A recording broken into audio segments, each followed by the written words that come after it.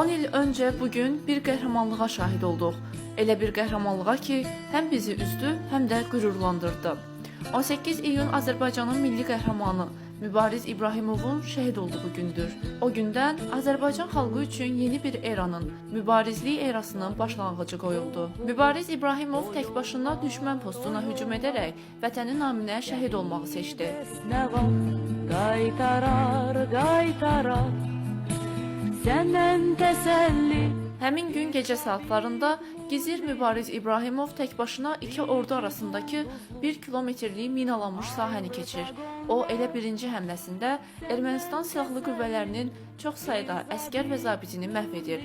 Sonra Mübariz düşmənin öz silahlarını özünə qarşı istifadə edərək 5 saat onlarla təkbətək döyüşür. Səhərə yaxın